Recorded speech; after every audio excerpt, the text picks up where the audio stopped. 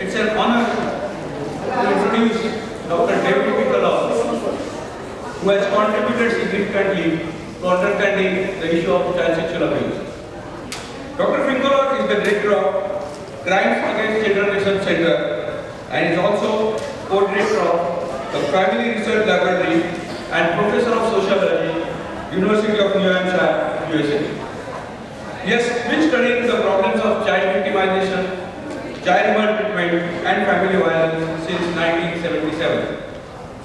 He is well known for his conceptual and empirical work on the problem of child sexual abuse.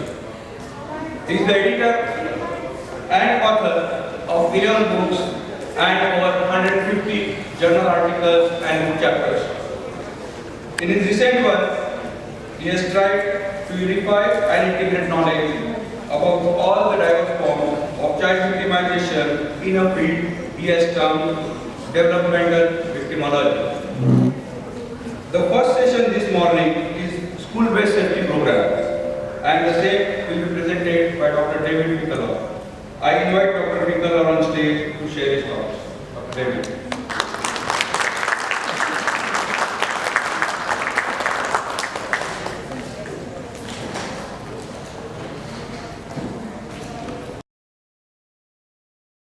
You and to be present in association with this important event and this organization that fills me with admiration for what they're doing and the important changes that they are producing in Indian society. I particularly want to thank them for decorating the stage in such a way that my wonderful fashion accessory here would blend right in to the decor. I'm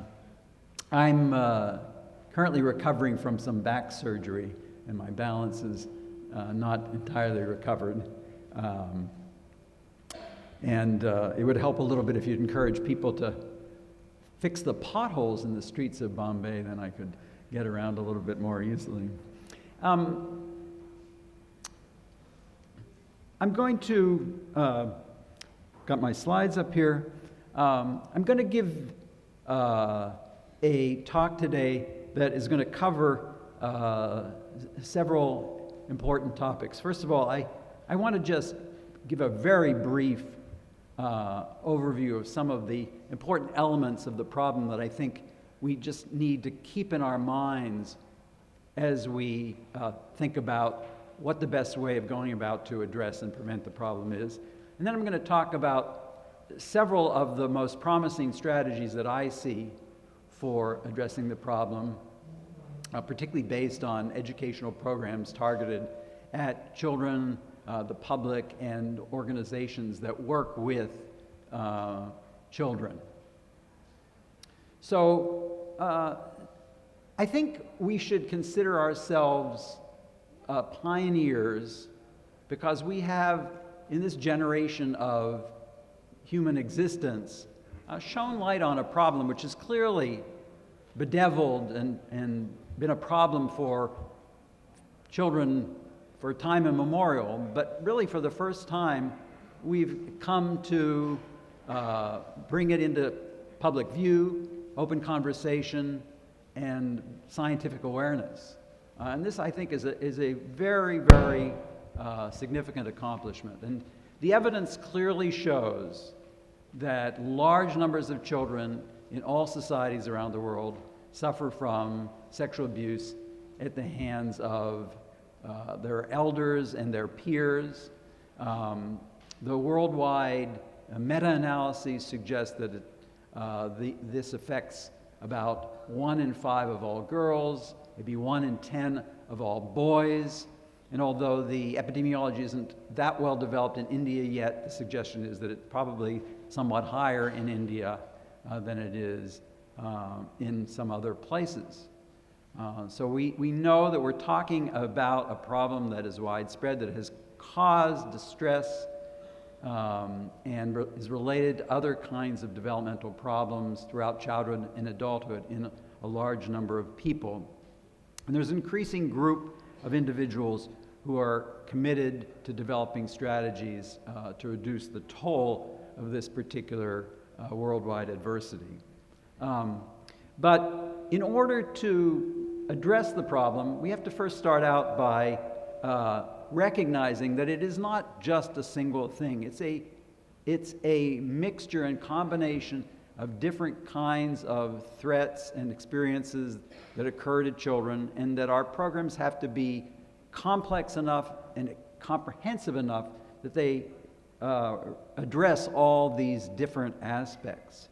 So one of the first things that I want to do is talk about some of this diversity. The way in which I represent this diversity to people, just to remind them about the forms that it can take, is with this kind of typology of different forms, the major types of sexual abuse, starting with abuse that happens within children's family of origin, where they find themselves at the hand of sexual activities imposed on them by parents, particularly fathers, stepfathers, older brothers, uncles, grandfathers, and so forth, and which has often very devastating implications for the functioning of the family as a whole, because it can affect other members of the family as well, and the disclosure of these episodes oftentimes has very devastating consequences for the family. Sexual abuse within the family comprises, typically in the studies that we've done, about 20% of the cases. Then there are episodes of abuse of children at the hands of other adults in the neighborhood, people who live close to them, people who are part of the family social network, friends of the family. And then a particularly important group of these network abusers are people who occupy positions of authority within the child's life. And many of these cases have gotten publicity in recent years and include teachers and religious leaders and coaches who use the authority they have and the close relationships they develop with their students and with the children they work with to become sexual with them, to draw them into sexual relationships or to impose sexual activities on them. And the children frequently have a very difficult time resisting these seductions because of the incentives and authority and the reverence that they feel towards these individuals. It's a particularly insidious kind of abuse because, once again, when it comes to public attention, it tends to divide communities radically because many of the people within these schools or religious communities feel a lot of allegiance toward the people who are being accused. It is not quite as well recognized that a great deal of sexual abuse, though, happens at the hands of other children. And this is a very important fact for people to keep in mind. Schoolmates, other children in the family, other neighborhood children typically comprise about 50% of cases when we survey young people about the sexual abuse experiences that they've had. These can be broken down into relationships where older children are taking advantage of younger children, older brothers on younger siblings, older neighborhood kids, teenagers like babysitters who take advantage of children who are in their charge. But then there are also peer-on-peer abuse. For example, in dating or romantic relationships, a boy who forces sexual activity on a girl who is romantically interested in him. But it also occurs in group contexts where certain kids will gang up on other kids and impose sexual activities on them as part of a humiliation or a bullying situation. It happens in various one-on-one encounters in schools and in the community as well. There's still another kind of sexual abuse that occurs particularly for older teenagers when they become involved in illegal and impermissible relationships with adults. We call these statutory victim or compliant victim cases because these are typically children who engage in these relationships voluntarily. They think that they have some romantic interest, or there is some adventure, or they're looking for some knowledge or benefits from being in alliance with somebody who seems bigger, older, powerful, and is very seductive for them in that way. These young people, these relationships oftentimes get discovered by parents or reported by peers. These kinds of relationships require somewhat different preventive strategies to ones where we're talking about younger children or where the activities are being imposed on the child. Then there are also an unfortunately large number of children who get drawn into sexual activities with older partners for commercial or economic reasons, to earn money or to help their families, or sometimes just to have adventures. But there are big groups of parts of the sex industry where children and juveniles are being offered for sexual services. And then there's a whole new domain of sexual abuse that is mediated by technology, where kids become involved in relationships with people through interchanges, through cell phones, the internet, and related technologies that have dynamics that are similar in some ways and different from those of traditional sexual abuse.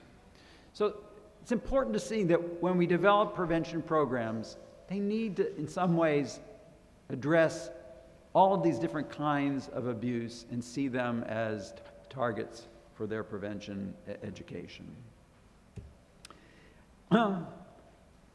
Although there's a lot of information about sexual abuse, and you're probably familiar with many of the types of abuse that I just described to you here, there's still some important misconceptions that are rampant, even in places where there's been the most education. And these are things that I like to emphasize to people because I think good prevention programs need to dispel these myths and also organize their strategies to get beyond a simple focus on these stereotypical forms of sexual abuse. So one thing that's very important is, though, the term pedophile is used very frequently. It refers to people who have a primary and enduring sexual interest in prepubescent children. It constitutes only a minority of the sexual abuse. Most sexual abusers are not what are called fixated or preferential sexually attracted to prepubescent children. There are lots of teenage victims. There are lots of individuals with very normal and typical adult kinds of sexual interests and orientation who sexually abuse children for one reason or another. One of the things that means, just moving to the third point here, is you cannot easily profile offenders by their interests or their personality or any characteristics that you can find about them. And this really is a problem for preventing sexual abuse. A second mistaken idea that a lot of people have is that all individuals who commit sexual abuse kind of move into organizations and situations of relationship to children with the goal and the desire to find children whom they can sexually victimize. And unfortunately, that's not the case. There are many individuals who have what are completely laudable and normal involvements with children for good reasons, but who become sexually interested in them because of opportunities that become available or because of things that are happening in their lives. Those situations are more complicated, perhaps, to prevent than those with individuals who have a more goal-directed behavior of this sort. Another misconception that's very important to allay is the idea that all sexual abuse involves violence and coercion. Most sexual abuse actually happens as a result of adults misrepresenting norms, or adults or children using their power or authority or persuasion or incentives or inducements, or just the passivity of children, and doesn't involve violence, force, threats. And what's really important about this is that we have to help people to recognize those patterns, because they're much more subtle than if you simply think that these are all aggressive kinds of acts. Children won't be on the lookout for the kinds of situations which are risky for them. And finally, although it's an important goal for all of our efforts to get children to disclose these relationships, we have to recognize that children oftentimes have a great deal of ambivalence about disclosing. It is not an easy thing to do. They have very rational concerns about the consequences of disclosure for them, the negative reactions that they will receive, and also the fact that they frequently feel some allegiance to and affection for the person who may be abusing them and may not want to necessarily get that person into trouble. So dealing with the ambivalence that children have about disclosing and telling someone about what's been going on with them is one of the real challenges to helping them. So let me go on and talk about the prevention issues. The first thing that I want to say is that there's a lot of really good news in the scientific literature about this. We have evaluation studies that show that we can do a great deal to make children safer, more well off, have better mental health, better protected from all kinds of perils through educational programs that give them information and skills about the dangers that are in their environment. And so I like to put up this slide that just summarizes kind of the wealth of information that's available on the matter of prevention programs, not just about sexual abuse, but about problems that young people encounter in general. There's lots of studies that show that educational programs can prevent bullying. There's lots of evidence that programs can improve the positive bystander behavior to help young people assist their peers. There's also a lot of studies that show that educational programs can reduce the likelihood that children will get involved in drugs and alcohol. There's studies that show that educational programs can reduce and prevent risky sexual behavior, and there are studies that show that it can increase media literacy, and a vast number of studies that show that these programs can improve children's general mental health, reduce depression, anxiety, improve school performance. So when we think about particularly school-based or child-focused educational programs, we're talking about a modality and a methodology that has a very strong empirical background. This is the exact kind of approach that Arpan has been taking, and many others have been taking in an attempt to reduce the occurrence of sexual abuse, and it has a very strong pedigree to it. One of the very nice features about school-based prevention education is that it has as its goal, among its goals, a number of very important elements that target crucial aspects of this problem. So it's not just addressing one particular thing, it's addressing a number of things, and in that sense it's like a combination, a medicine that addresses your headache and your fever and your body aches and pains. The logic model behind these programs is that they're trying to promote awareness about the rules and norms of sexual behavior so that people can recognize when the boundaries are being crossed. So if they're, from the victim standpoint, seeing this happen, they can call a stop to it, or from an offender standpoint, they realize that this is something that they should not be doing or contemplating doing. Secondly, these programs typically impart resistance skills, the ability to say no, get away, do other avoidance behaviors to get out of situations where risks might be posed. The third thing these programs do is they strongly encourage children to get help and disclose when situations occur, and they give them specific skills for finding someone to talk to and ways of asking for help. A fourth thing these programs do is that they give education to, because they're focused at whole classes, give information and education to other young people who can serve as bystanders and support at identifying dangerous situations or abuse that's occurring and get help for someone on their behalf. These programs also do something very useful in what I call secondary harm prevention. We know that one of the most harmful parts of sexual abuse has been the secrecy and the silence that victims suffer from, the sense of being alone, of thinking that you're the only person that this ever happened to, of feeling like this would be something that would be impossible to talk about. Just by bringing the subject out in the open, letting children know that this has happened to other children is a way of puncturing that whole sense of isolation.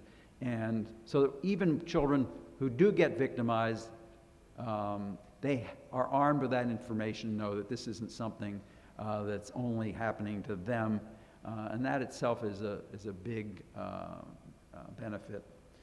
It also works to reduce the stigma that children who've been victimized or adults who've been victimized feel about what happened to them, because in the conversations they realize that, and in the education programs they are told that they're not alone and that this was not their fault. This is really the fault of an offender who shouldn't have been behaving the way they were.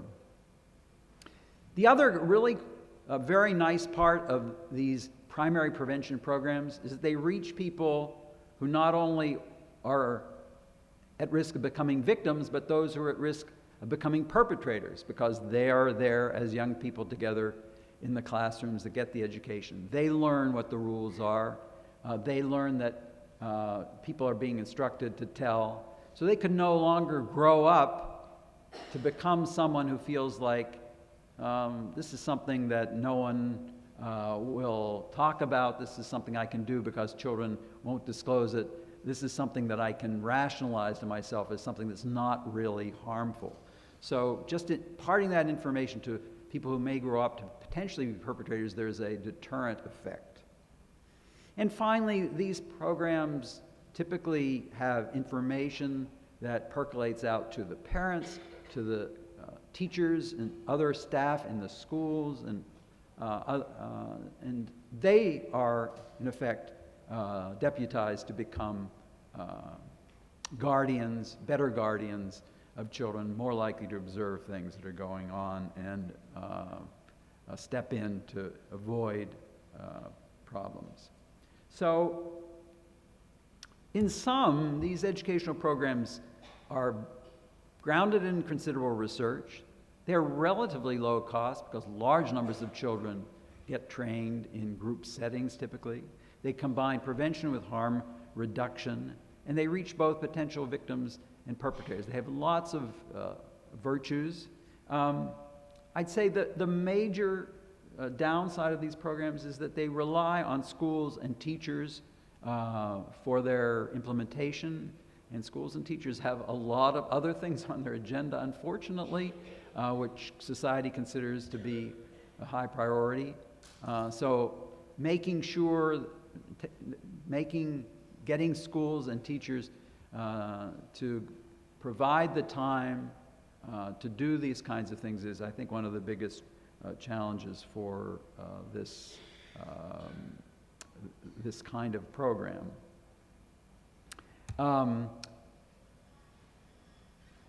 A number of these kinds of programs have been evaluated fairly extensively in the United States, and we're going to be talking today about an evaluation of the Arpan program, which falls into line with this.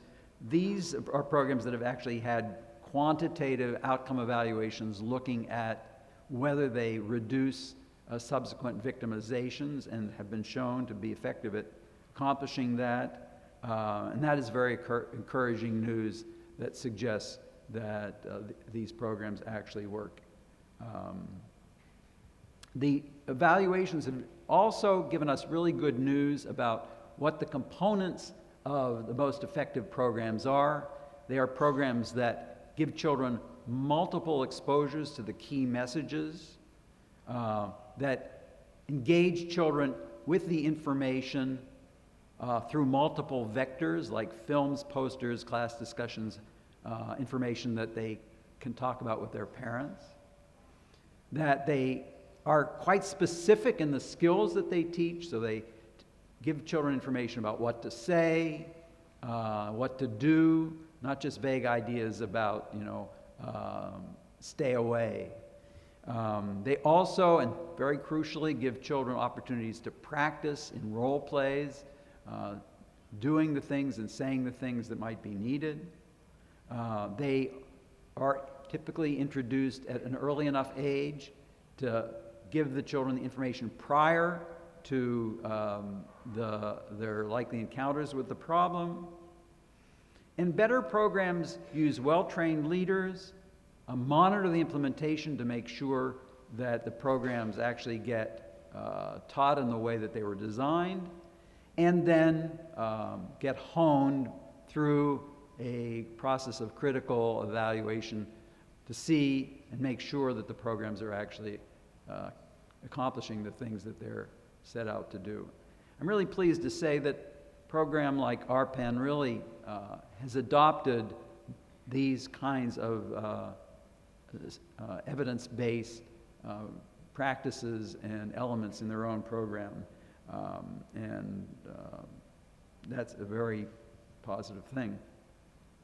Unfortunately, there's still a lot of prevention efforts out there that don't abide by these principles, that use a single exposure, over-reliance on information, just an emphasis on fear and warnings rather than any skill building, don't give chances to model or practice the skills, and fail to kind of anticipate some of the obstacles.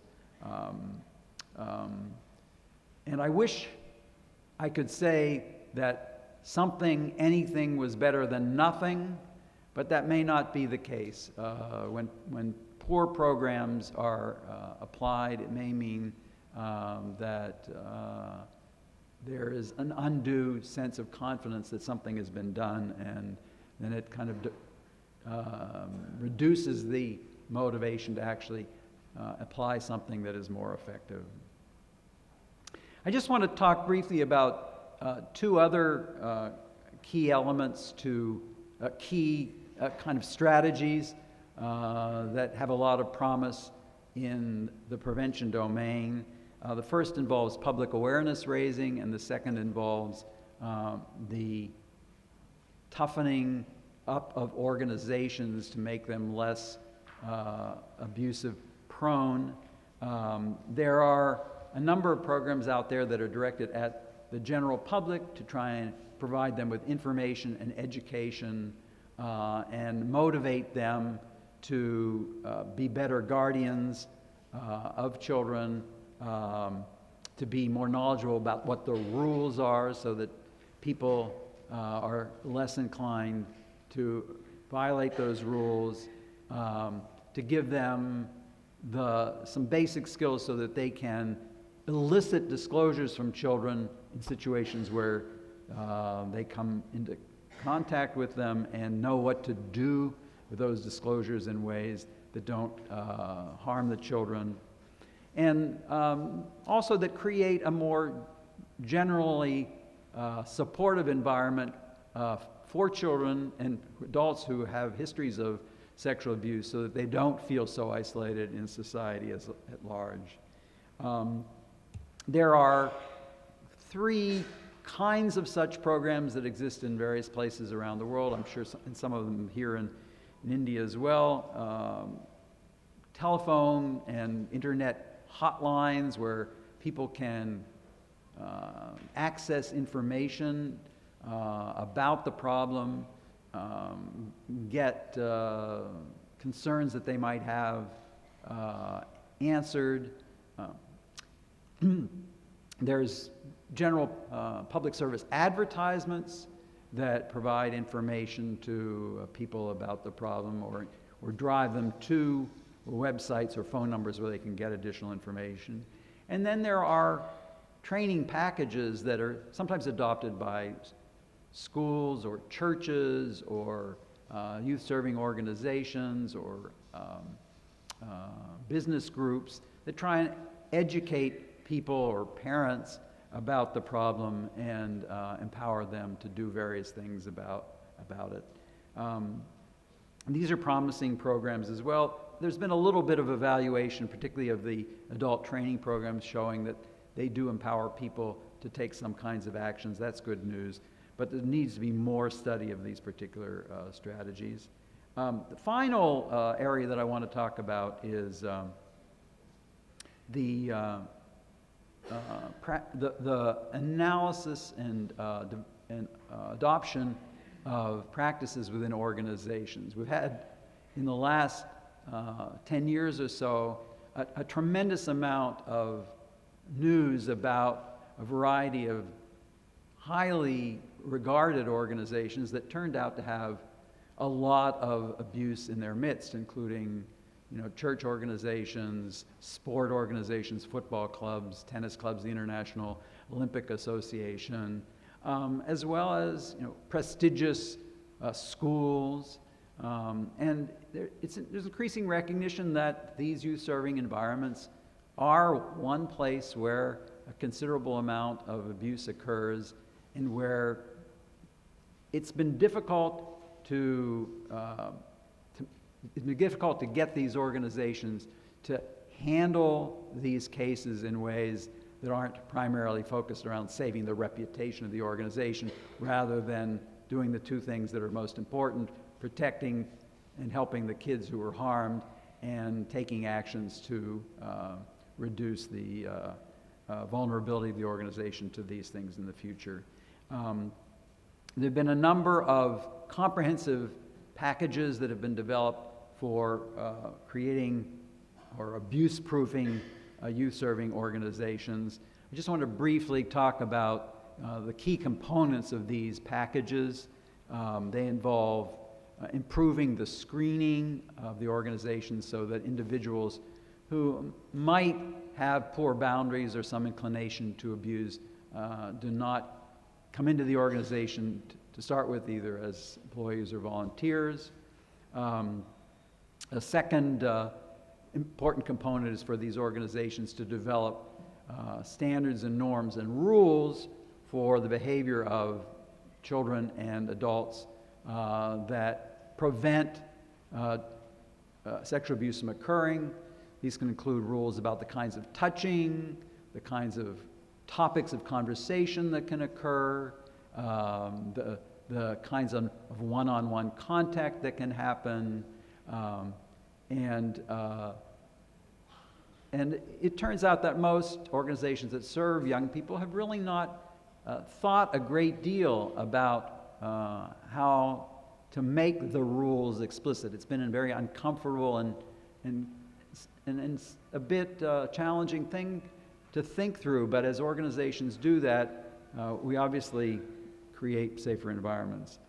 The third thing that's involved in these packages is for organizations to do an environmental analysis to identify the places in the organization where risk is most likely to happen. That can That analysis can be facilitated by surveys of the youth to find out where they feel endangered, but also an analysis of just practices. So situations where, people are sleeping together, where they're not in their home environments, where there's not high levels of supervision, where showering and changing and nakedness are happening. These are all considered to be relatively high-risk environments, and organizations need to think very carefully about the rules that they apply to those kinds of situations.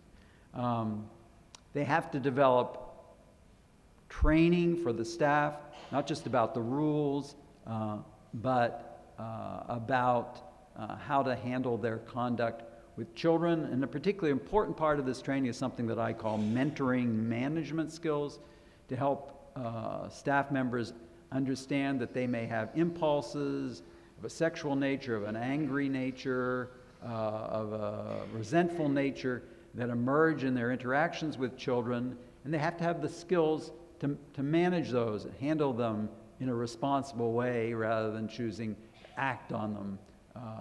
This is a skill package that can be easily taught to most people and can be tremendously helpful in assisting them in becoming better youth workers.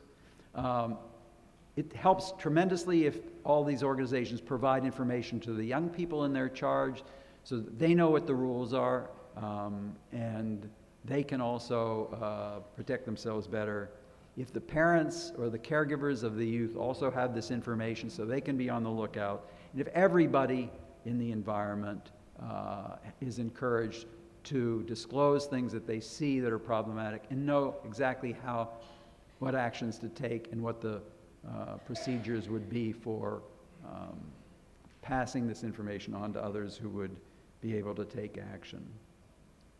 So there's a lot that's happening. There are a tremendous number of people and organizations who are getting this prevention information.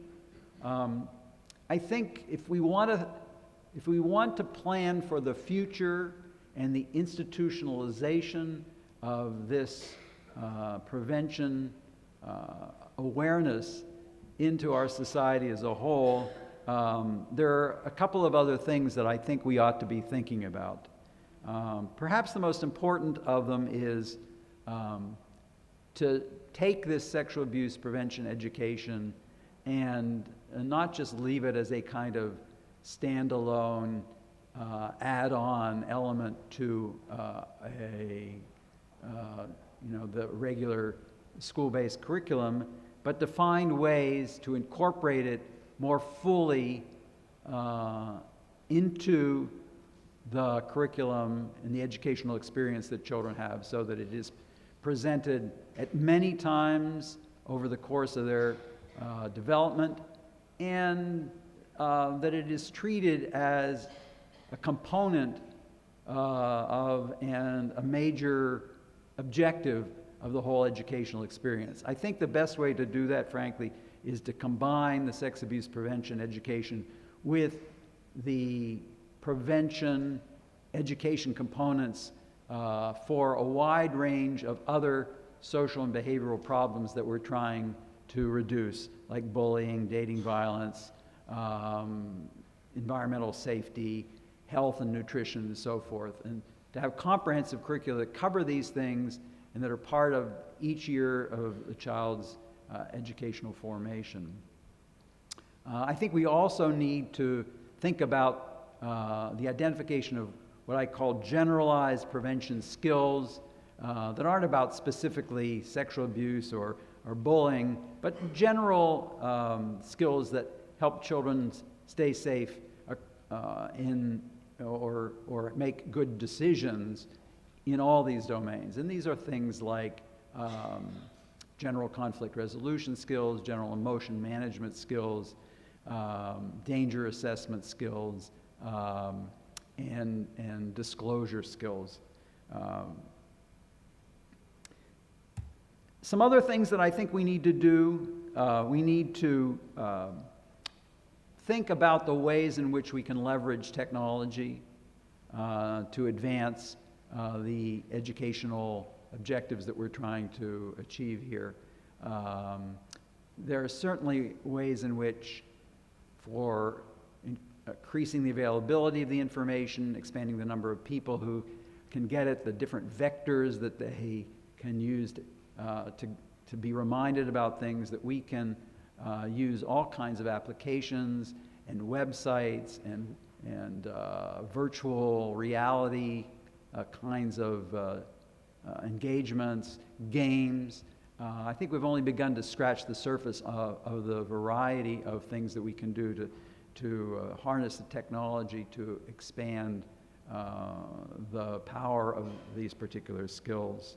I also think that we need to expand our knowledge and awareness about certain high-risk groups in our society who may need exposure to this information in a somewhat different way. These include children who are in institutions, in disrupted families, sexual minority youth, closed communities like religious sects, children with various kinds of disabilities, various kinds of cognitive impairments and so forth, children with mental health problems. These are all high-risk groups that need specialized prevention programs that are designed with them in mind. Just ending with a piece of good news as well. Many people are not aware of the fact, but the rates of sexual abuse actually have been declining in many countries around the world that have been tracking this problem for some time. In the United States, sexual abuse substantiations are down by about 2/3 since the early 1990s, and in about the same amount in surveys that have been done of the general youth population, which is very encouraging. But it's not just the U.S. A number of other countries show very similar trends. Canada, Germany, Finland, Netherlands, New Zealand, Sweden are all places that we have that kind of information. And to me, that is a sign that this mobilization and the educational efforts that are being made as part of it are actually taking root and making some difference. So I think it's possible to move forward with programs like Arpan here in India that are using the same kind of model, with the hope that it would have similar kinds of positive effects as more and more people get involved. So with that, I will let SpongeBob SquarePants give me a nice appreciation for my efforts, even if those of you are still stunned by it. And